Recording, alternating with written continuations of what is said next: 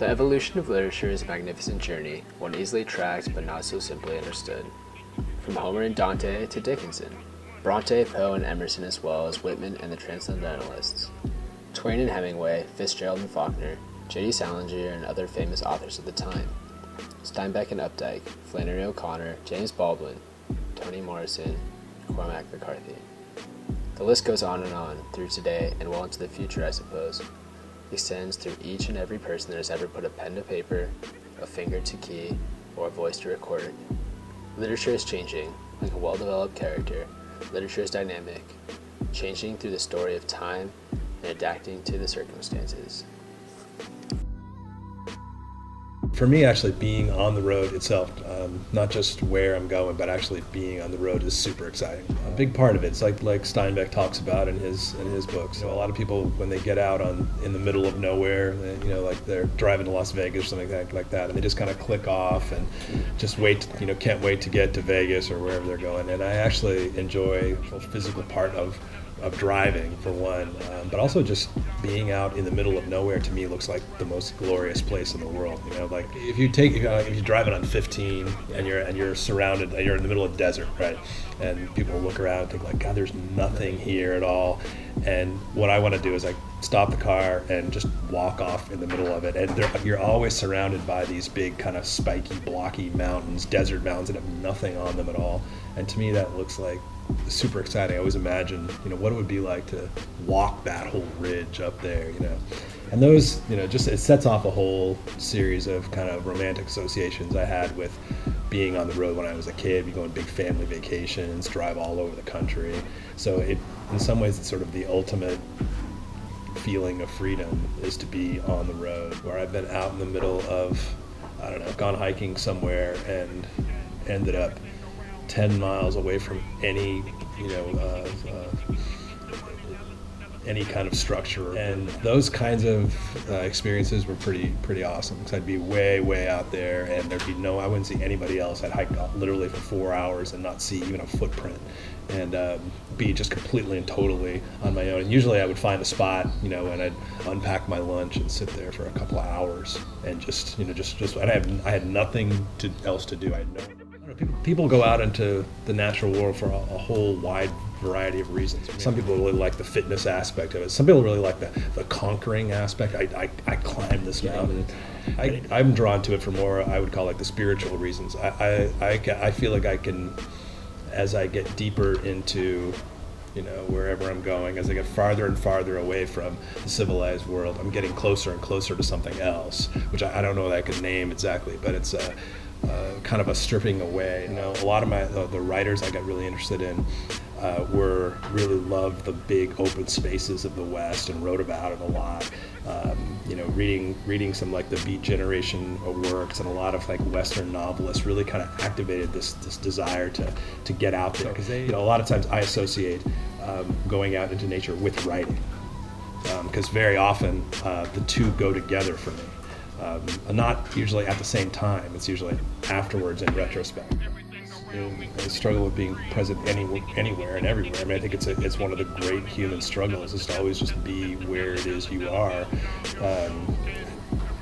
When you're in the middle of a city and you look up and you try to see the stars, and you see them, but you don't know what you're missing, because you don't know how the lights have dulled it. You don't know it until you get out. You can't really see the full shine of the stars when you're in the middle of the city, because they're dulled by all the lights that are around.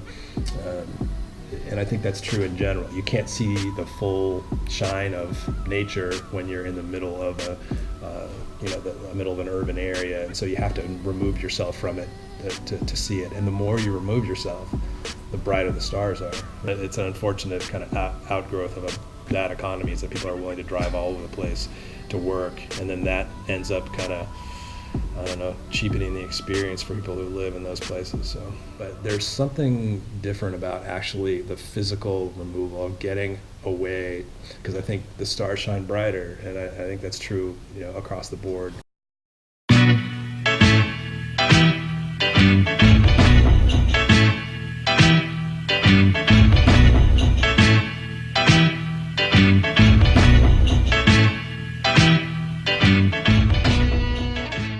the first time that I got to go just with my friends and really kind of do all the planning and get the trip together and, you know, take my friends to show them the Sierras. And I think getting a trip together to go out into the Sierras was probably one of my favorite memories of like sharing nature with other people. I think that's a really cool thing. Like it's something for you, but I always see it as like a community kind of thing as well.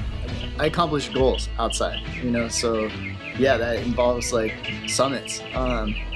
But I think when I am narrowly focused on just that as a goal, a lot of times I miss out. So I kind of try my best to keep myself in check and sort of humble my ego. You know, it's not about the successful summit. It's about the process of like getting to that summit and enjoying the journey and kind of really getting to take all the little bits in. For me, the road is just kind of the epitome of freedom.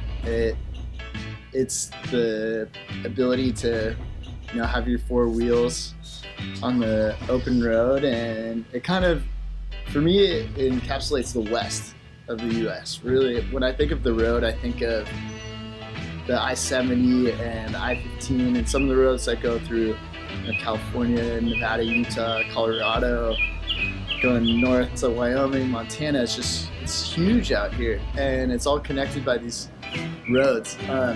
So I think of two things. I think of freedom, and I think of the West, and I think of just how cool it is to be able to, like, you know, load up a bunch of gear in a truck. You could go fly fish, or you could go climb, you could go ski if you want. It's a pretty special thing.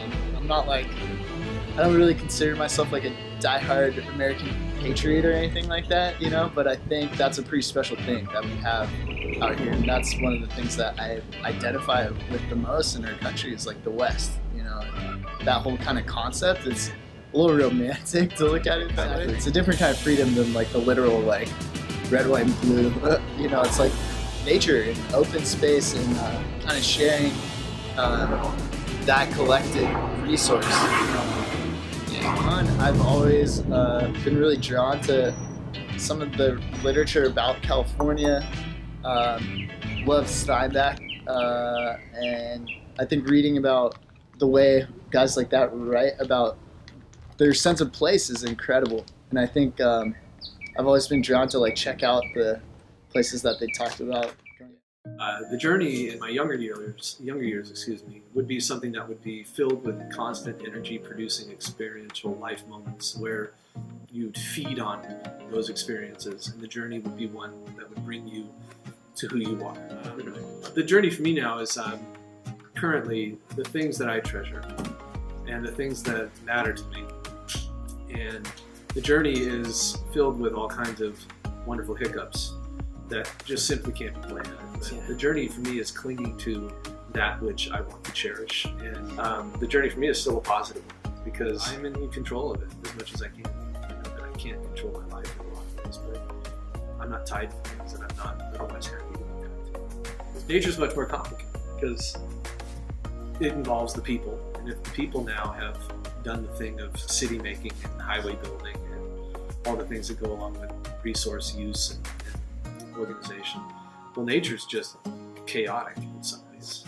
Nature is something, in my view, is not something I see much of anymore because I'm an urban person now. I'm surrounded by all the things that went into making San Diego an urban place. So nature's now an increasingly foreign phenomenon, but it's something, again, that I yearn for.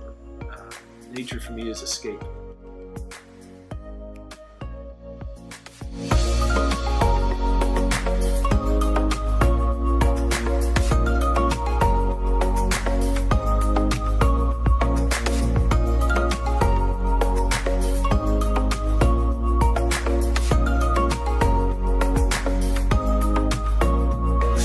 From the city to the suburbs, coast to cliffs, it is all-inspiring as well as awe-inspiring.